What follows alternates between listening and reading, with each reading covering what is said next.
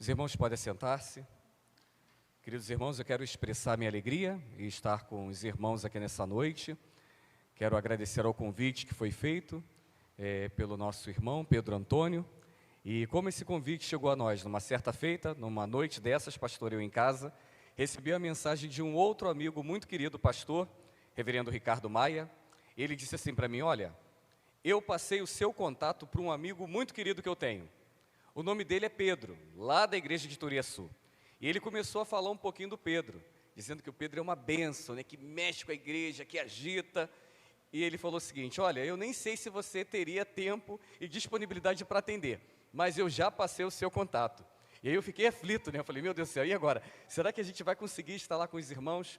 E o Pedro fez o contato, né, fazendo esse convite carinhoso, honroso, para estarmos aqui hoje, falando sobre o Espírito Santo. E que assunto maravilhoso. Mas além do convite, né, honroso e desafiador pelo tema, fico muito feliz pela acolhida do pastor Robson também, que até então não me conhecia e ainda assim gentilmente já cedeu o púlpito da sua igreja para que eu pudesse estar assim compartilhando a palavra do Senhor. E vendo a arte que foi feita para essa conferência que trata do Espírito Santo, vi também muitos irmãos queridos aqui, né? Como falar hoje, após os irmãos terem recebido ontem aqui, reverendo Joel Teodoro, que também é um amigo querido de caminhada. Também receberão o reverendo Daniel. Estive com ele recentemente num acampamento de adolescentes, lá no sul do estado, lá em Barra do Piraí, e conversando, começamos a ver tantos amigos em comum. E essa é a beleza do Evangelho. E uma outra alegria de estar aqui nessa igreja, que mesmo eu falava com o pastor, já estive aqui trazendo alguns mantimentos para a Missão Kaiowá, mas eu não me recordo o momento em que eu me assentei aqui para cultuar juntamente com os irmãos. E o pastor que me batizou no ano de 1999 foi pastor aqui nessa igreja, reverendo Daniel Dantas da Silva, que hoje está na glória do Senhor. Foi meu pastor, né, me batizou e também assim me preparou no início para eu ser enviado para o seminário, para o Sagrado Ministério. Queridos irmãos, eu sou pastor na Igreja Presbiteriana em Vila Norma, fica em São João de Meriti, presbitério de Mesquita, mas numa outra geografia, em São João. Além de ser pastor dessa igreja local, estou no meu 5º ano nessa igreja, quer dizer, estou no 6º ano, e meu mandato termina, se assim o Senhor permitir, agora no ano de 2026. E nesse período estamos em preparação, eu, minha esposa Vanessa e Vitória, que não se encontram aqui, porque minha sogra está enferma, então está lá em casa, minha esposa está cuidando dela. Eu e minha família estamos nos preparando pela PMT para irmos para o continente africano. Então, ao término do nosso mandato em 2026, se essa for a vontade de Deus para a nossa vida, né, para a minha família, estamos indo para Angola, para um projeto de parceria da IPB com a IPA, que é a Igreja Presbiteriana de Angola, nossa filha. Estarei lá agora em junho, para o aniversário de 40 anos da IPA. Peço que os irmãos estejam orando por essa viagem. E é uma igreja abençoadora, que tem caminhado e carece das nossas orações. O nome do nosso projeto é um nome difícil, tá? Você não vai decorar agora, mas depois eu passo para vocês. Se chama Okulongela Oweni. É um nome um pouquinho difícil, é na língua cunhama, falada no sul de Angola, lá na região do Cunene, e significa servindo ao Senhor. Então, esse é o propósito da nossa viagem para esse país. Servir ao Senhor, aos nossos irmãos e irmãs que estão labutando naquele lugar. É uma igreja linda.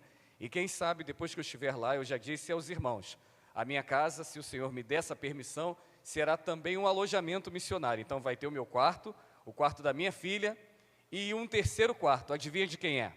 É o seu quarto.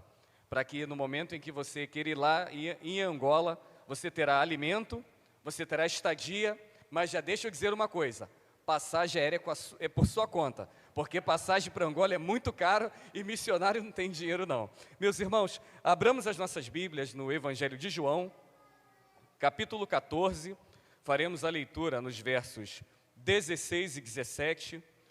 Permitam, meus irmãos, que eu faça a leitura na Nova Almeida Atualizada, é a versão que nós usamos lá na igreja desde 2021, no ano de 2017, a Sociedade Bíblica do Brasil, ela fez uma revisão, entendam bem, não é atualização, hein?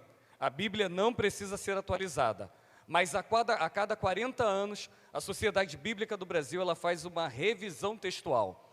Então se reúnem presbiterianos, batistas, assembleanos, metodistas, irmãos de diversas áreas, né, do grego, do hebraico, da hermenêutica, da exegese, e ali fazem uma análise de todo o texto, se mantendo fiel aos textos originais, e fazem um arranjo desse português que vem de Ferreira de Almeida, um português de Portugal, e hoje a Nova Almeida ela se aproxima mais do português falado no Brasil.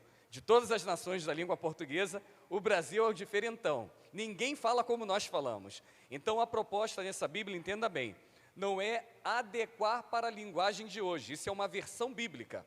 A Nova Almeida não, é uma tradução fiel, porém com português brasileiro. Então aquelas palavras que nós encontramos na revista atualizada, como coisas, jactância, essas palavras foram substituídas por uma linguagem falada no nosso país. Então eu vou ler aqui, você acompanha na sua Bíblia, talvez nesse texto não haja muitas diferenças. João, capítulo 14, versos 16 e 17. Diz assim um texto bíblico: E eu pedirei ao Pai, e Ele lhes dará outro Consolador, a fim de que esteja com vocês para sempre. É o Espírito da verdade, que o mundo não pode receber porque não o vê, nem o conhece. Vocês o conhecem, porque Ele habita com vocês e estará com vocês. Palavra do Senhor. Queridos irmãos, eu gostaria de, nessa mensagem, conversar um pouquinho com os irmãos sobre a proposta que foi feita nesse tema. Quem é o Espírito Santo? Qual é o seu ministério? Quais são as suas atribuições? O que é a pessoa do Espírito Santo? E eu tenho pensado, meus irmãos, que nunca se falou tanto do Espírito Santo na igreja como em nossos dias. Graças a Deus, hoje já tem surgido algumas literaturas sobre o Espírito Santo. E eu acredito que após o avivamento ocorrido lá nos Estados Unidos, os irmãos devem se recordar dessa história, lá na Rua Azusa, no ano de 1906, começou a ocorrer, uma grande busca dos cristãos para tentar compreender a pessoa e a obra do Espírito Santo. Mas deixa eu dizer uma coisa para os irmãos. O Espírito Santo não se revelou em primeiro momento na Rua Azusa. Não é uma novidade para a igreja o Espírito Santo. Há mais de 2000 anos atrás, conforme lemos aqui nesse texto, obrigado minha irmã, Jesus Cristo orou o Pai para que fosse enviado, conforme nos diz aqui no texto, está escrito aí, outro Consolador, para estar com a igreja para todo sempre. E ao estar com a igreja, o Espírito Santo ele tem uma finalidade, de consolar essa igreja em todas as suas angústias, de guiar essa igreja num único caminho, que é o caminho da verdade. Após quase 1700 anos após a manifestação do Espírito Santo, lá no Pentecostes, um grupo de crentes fiéis, reformados, reunidos lá na Assembleia de Westminster, eles também pararam para se debruçar sobre esse assunto. Quem é o Espírito Santo? Já que nós adoramos um Deus que coexiste em três pessoas, a saber, o Pai, o Filho e o Espírito Santo, precisamos entender essa pessoa, a pessoa do Espírito Santo. E o concílio de Westminster, reunido naquela assembleia, chegaram à seguinte conclusão: o Espírito Santo é a terceira pessoa da Trindade, procedente do Pai e do Filho, da mesma substância, igual em poder e glória. E se o Espírito Santo é coigual, coeterno, consubstancial com o Pai e com o Filho, significa que nós devemos crer nele, devemos amá-lo, devemos obedecê-lo, assim como fazemos com o Pai e com o Filho. Essa foi a conclusão que os nossos irmãos chegaram lá em Westminster. Mas a pergunta que eu faço para a igreja, para nós pensarmos: será que isso tem acontecido?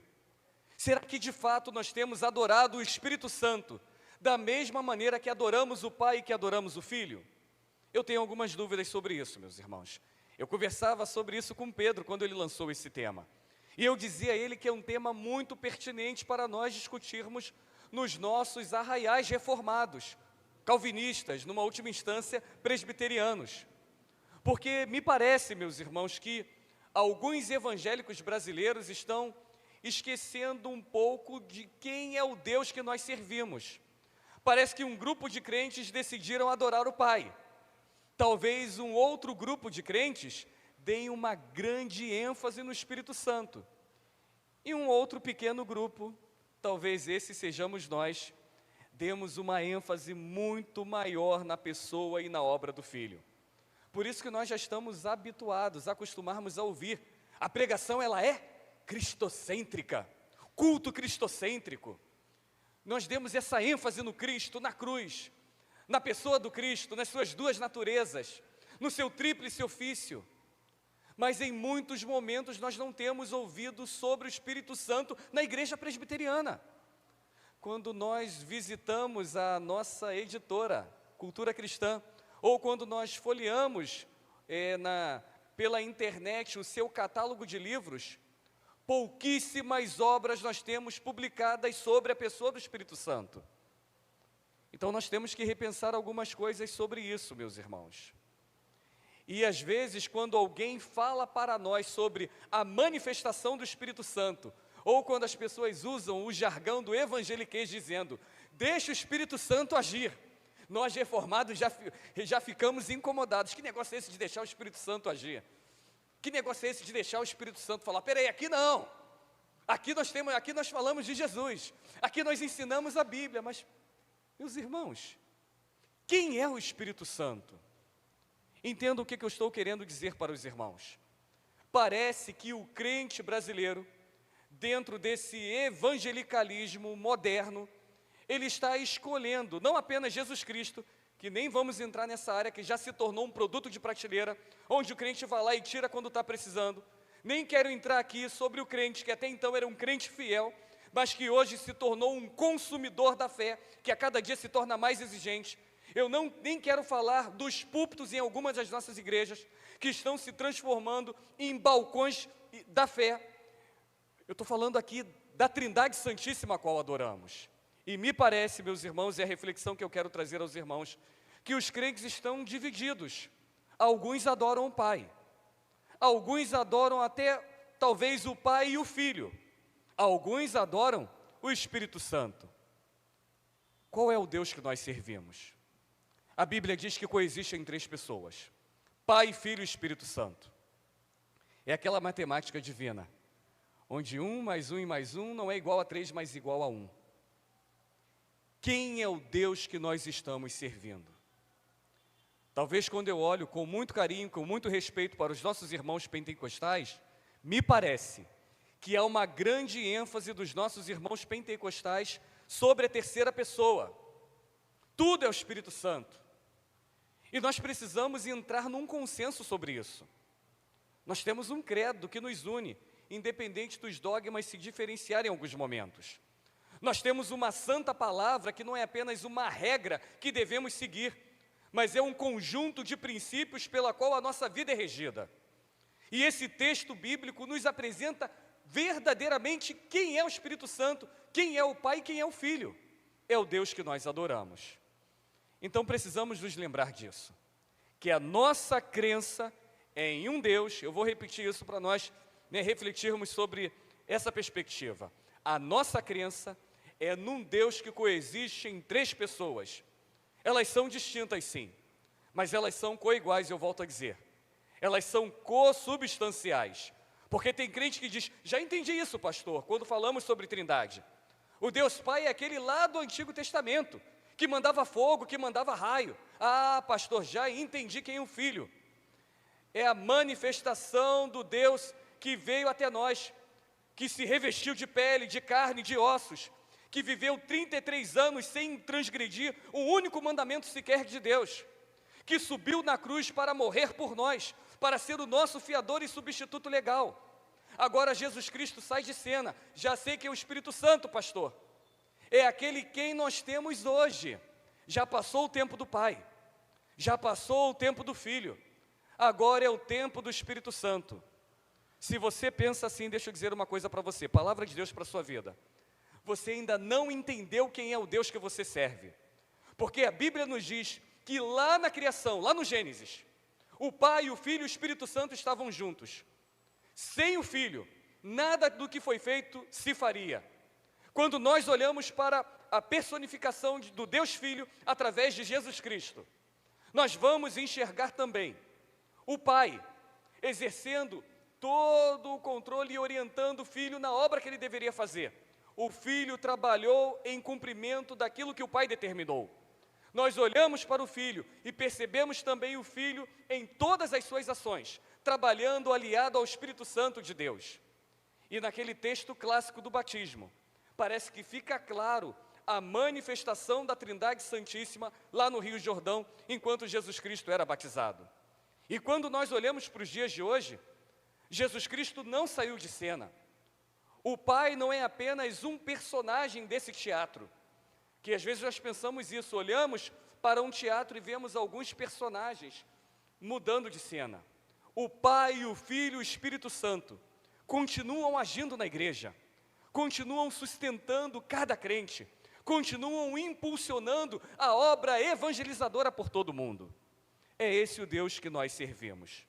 Então, quando nós olhamos os crentes divididos, uns adorando o Pai e talvez o Filho, outros com clareza glorificando o Filho, e outros com total certeza adorando o Espírito Santo em todos os eventos, precisamos entender: o Deus que a Bíblia nos revela é o Deus Pai, Filho e Espírito Santo. Ainda na discussão, meus irmãos, da Confissão de Fé de Westminster, ela nos diz que o Espírito Santo é o doador da vida. Então, se você ainda faz essa pergunta, eu já entendi que é o Pai. Eu já entendi que o Filho morreu por mim na cruz. Mas eu ainda não entendi, não está claro para mim quem é o Espírito Santo. No ano de 1643 a 649, os nossos irmãos se debruçaram na palavra de Deus para entender quem era o Espírito Santo. E eles chegaram também a essa conclusão. O Espírito Santo é o doador da vida. O Espírito Santo é o Senhor. O Espírito Santo está presente em toda a natureza. O Espírito Santo é a fonte de todos os pensamentos bons, todos os desejos puros, todos os conselhos santos que se encontram nos homens.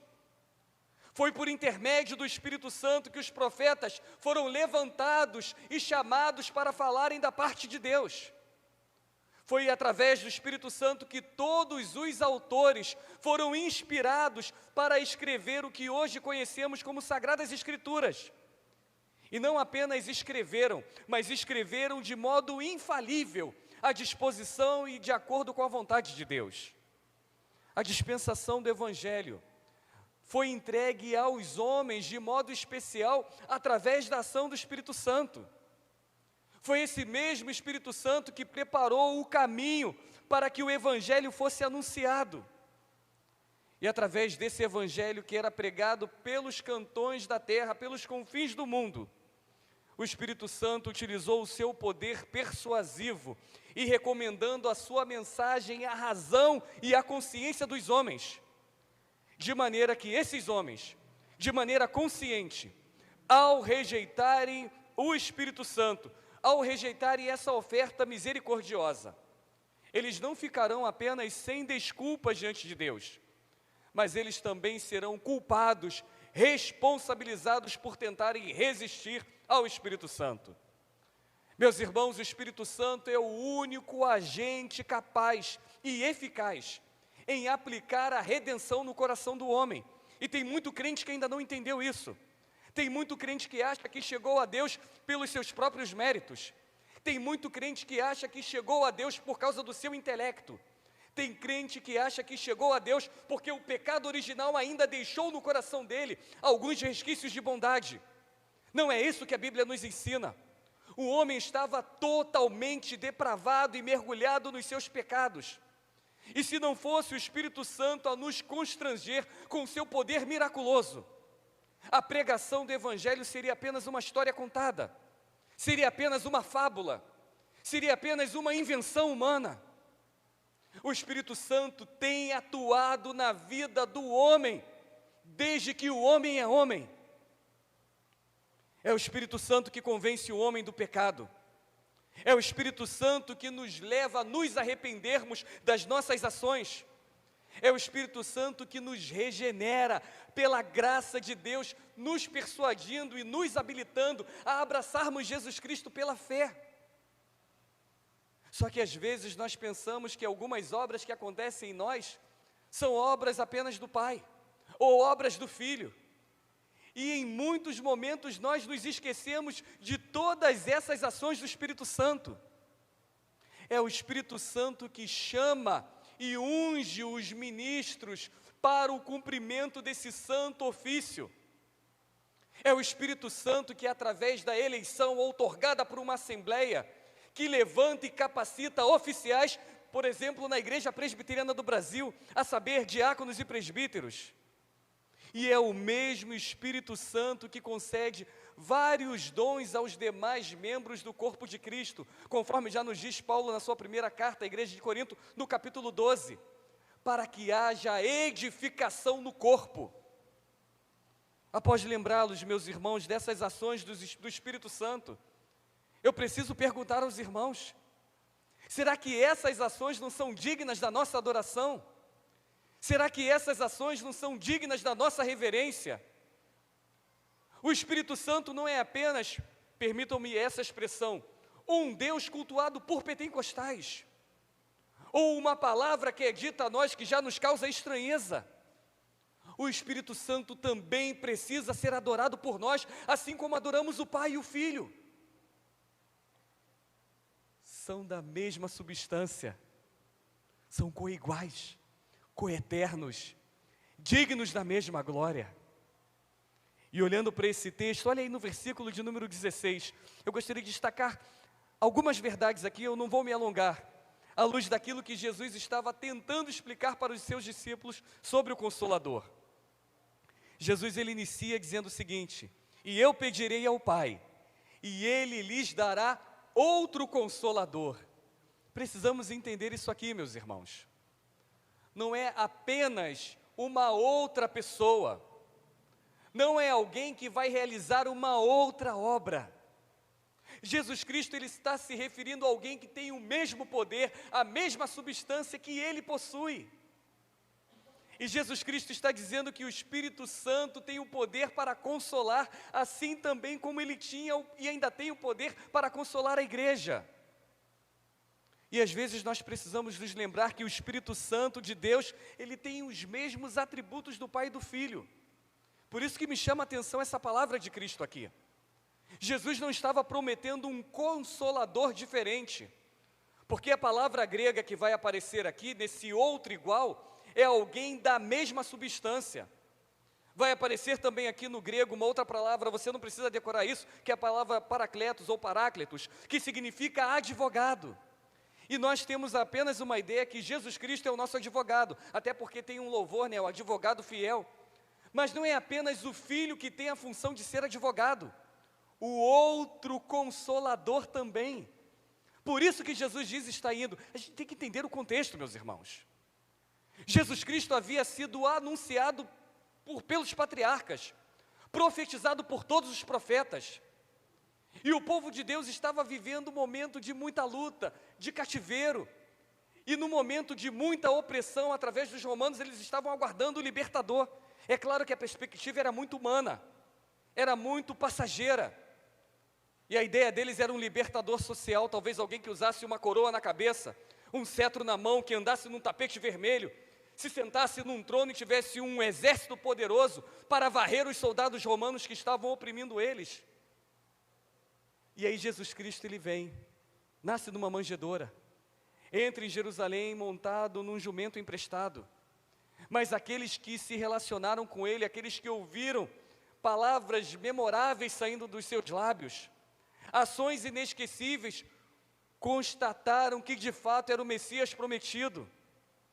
Graças a Deus estamos salvos, a profecia se cumpriu. Só que tem um problema na perspectiva humana.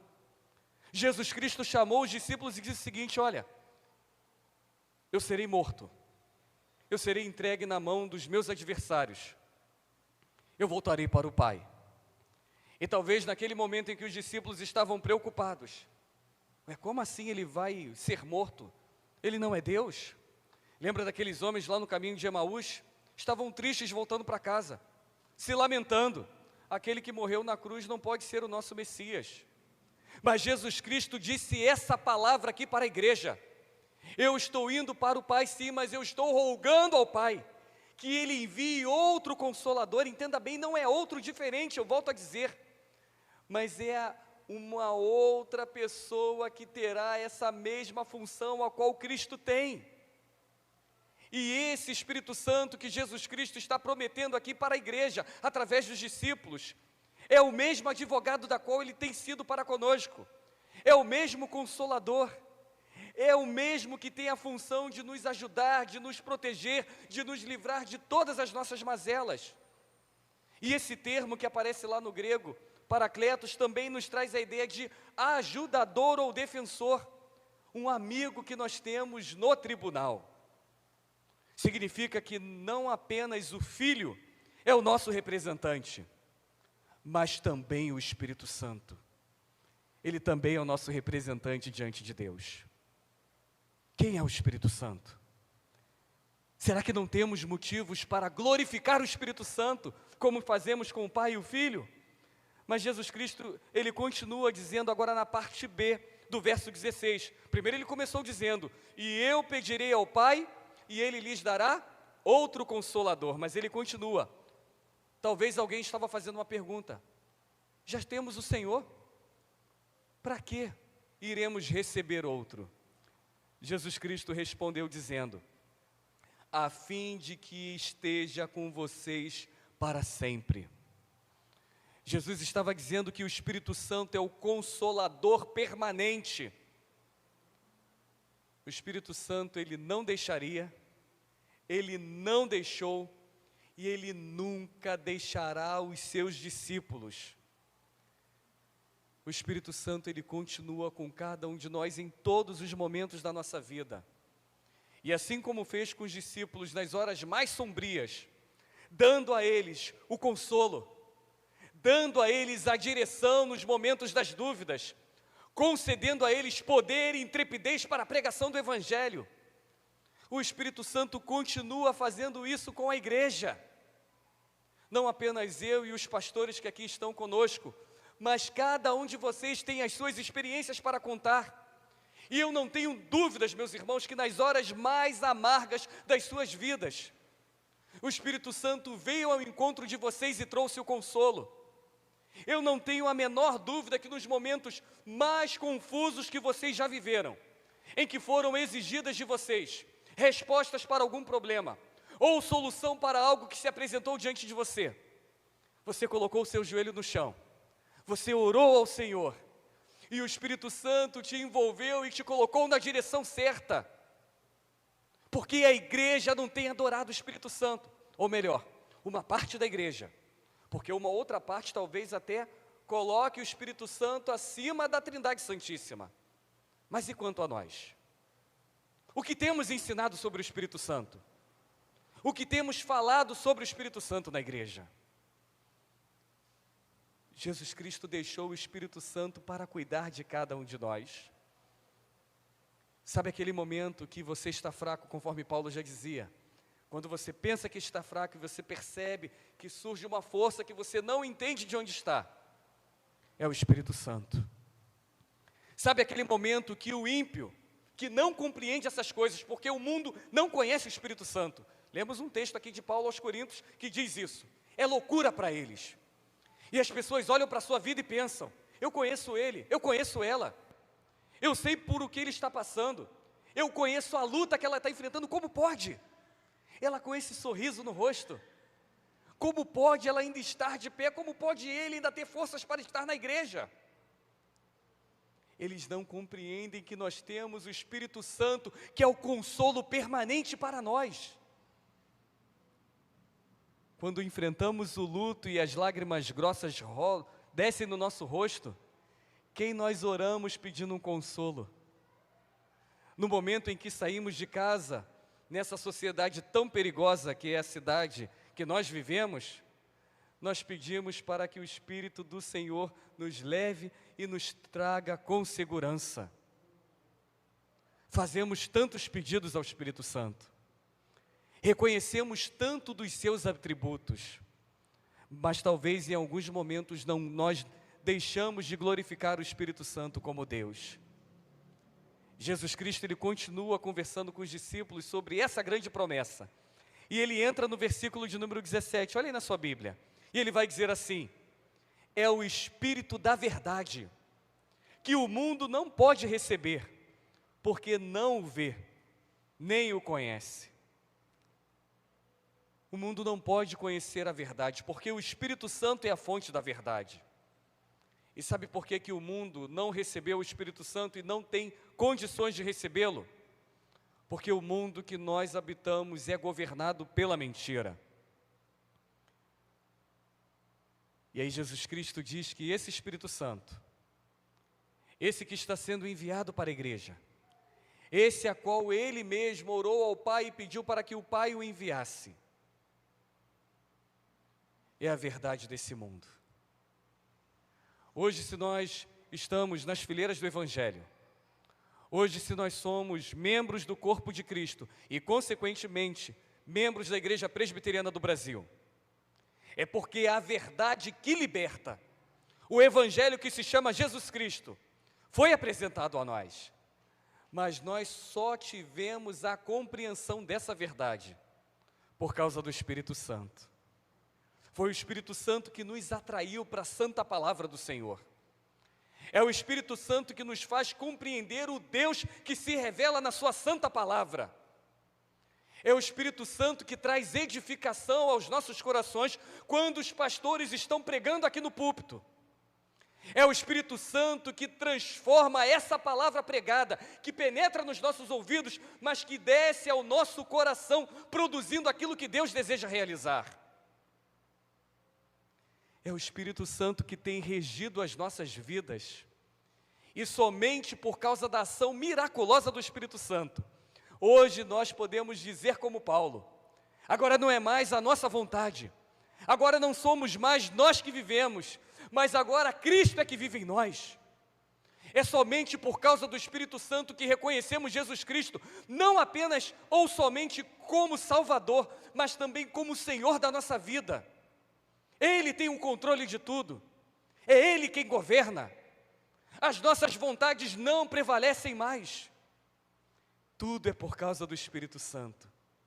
É o Espírito Santo que revelou a nós Cristo, e foi Cristo que revelou a nós essa verdade que nos libertou. Queridos irmãos, eu já quero concluir essa breve mensagem, dizendo a vocês que nós precisamos conhecer o Espírito Santo, sim.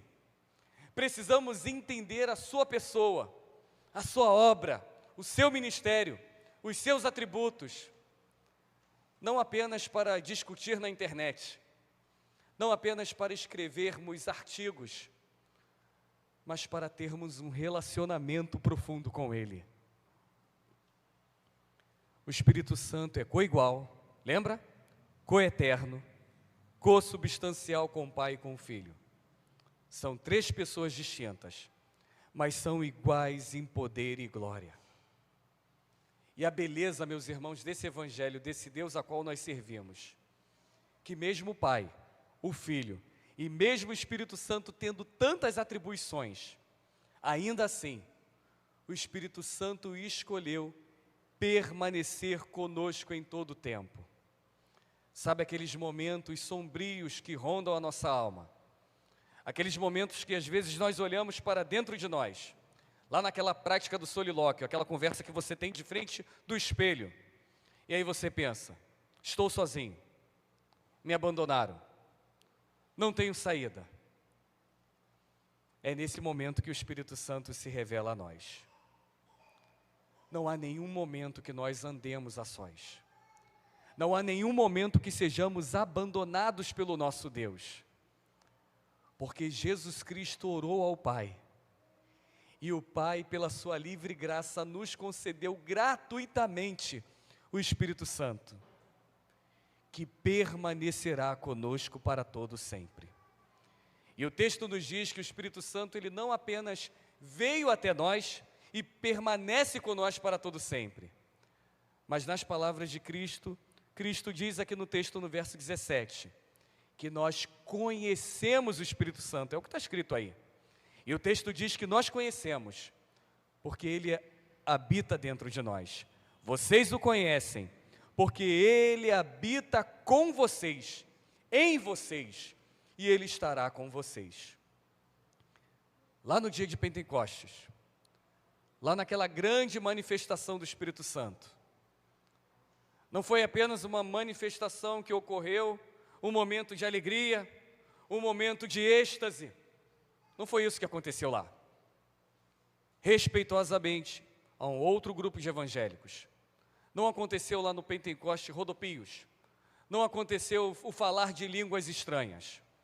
O que o texto lá em Pentecostes diz é que ouviu-se um som, e a palavra grega que Lucas vai usar é a palavra ecos, que vai ser traduzida como nosso eco. Só que essa palavra ecos no grego nos dá uma ideia de o estrondo do mar se colidindo com um rochedo e produzindo um alto som. Foi exatamente por esse motivo que todas aquelas pessoas afluíram para aquele lugar. Elas ouviram um som audível, elas presenciaram uma manifestação verificável. E o texto diz que as pessoas que foram tomadas pelo Espírito Santo naquele lugar, qual foi a manifestação que aconteceu? Elas começaram a falar as grandezas de Deus. E qual foi o milagre que ocorreu ali? Haviam pessoas oriundas de todas as partes do mundo, e aqueles que foram tomados do Espírito Santo. Imagine, eu vou trazer aqui para nós entendermos. Imagine brasileiros, italianos, alemães, árabes, persas e entre outros. Estavam ali, rindo, glorificando, se deleitando na presença de Deus. Só que com um detalhe, cada um falando na sua própria língua, e o que penetrava em seus ouvidos era a palavra de Deus, e na qual eles ouviram na língua materna. É o Espírito Santo que nos revela a verdade. E essa primeira manifestação do Espírito Santo em revelar a verdade aos homens aconteceu lá no dia de Pentecostes. Hoje, meus irmãos, após mais de 2000 anos, essa promessa ela continua se cumprindo. O Espírito Santo não nos deixou. Ele continua habitando em nós. Ele transformou esse nosso corpo corruptível, manchado pelo pecado original. Esse mesmo corpo, Ele transformou. E hoje esse corpo é a habitação do Espírito Santo de Deus. Quem diria? Homens e mulheres com uma história, com um passado, com uma vergonha que ficou para trás. E Jesus Cristo não apenas nos escolheu, no seu íntimo, nesse acordo que Ele fez com o Pai lá na eternidade. Ele não apenas nos salvou, mas Ele também convidou o Espírito Santo para permanecer conosco para todo sempre, para habitar dentro de nós. E esse Espírito Santo que habita dentro de você, Ele quer ter um relacionamento profundo com você. Ele quer se fazer conhecido a você. Ele quer governar a sua vida. E Ele deseja ser glorificado juntamente com o Pai e com o Filho. Não deve haver espaço no seu coração para adoração que não seja a adoração do Deus Pai, Deus Filho e o Deus Espírito Santo. O Espírito Santo não pode ser glorificado por demais em detrimento a outros, conforme acontece em alguns círculos.